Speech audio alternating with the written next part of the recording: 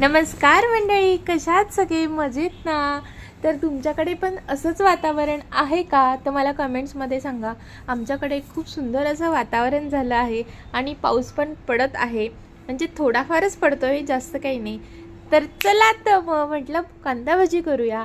तर मस्तपैकी कांदा चिरून घेतला, त्याच्यावर लिंबू पिळलं आणि मीठ घातल्यानंतर 5 मिनटं ठेवलं मुरण्यासाठी. मस्तपैकी छान असं तयार झालं आहे. तर म्हटलं चला कढई ठेवूया, त्याच्यावर तेल तापत ठेवूया. तर मग नंतर ते झालं, त्यानंतर मग त्याच्यामध्ये जेवढं पाणी सुटलं आहे तेवढंच त्याच्यामध्ये आपण डाळीचं पीठ ॲड करायचं आहे. तुम्ही बेसन पण म्हणू शकता, कोणाकोणाकडे बेसन पण बोलतात. तर चला ते टाकल्यानंतर याच्यामध्ये फक्त हळद आणि लाल तिखट किंवा लाल मिरची पावडर हे तुम्ही ॲड करायचं आणि मस्तपैकी अशी भजी तळून घ्यायची. तर किती सुंदर झाली आहेत, तुम्ही बघू शकता. मस्त वातावरण तर इतकं भारी आहे, मस्त पावसाचा वास येतो आहे आणि म्हटलं चला खमंग कांदा भजी खाऊया. तर मस्त तयार झाले, या खायला. आणि त्याचबरोबर चहा आणि कांद्याची भजी. तर बघा, प्रियांशी आपल्याला ना रिव्ह्यू देणार आहे बरं का.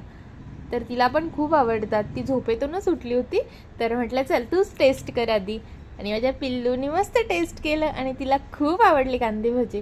तर बघा कधी मकडत मकडत खातीये ना. तर चला भेटूया नेक्स्ट ब्लॉगमध्ये.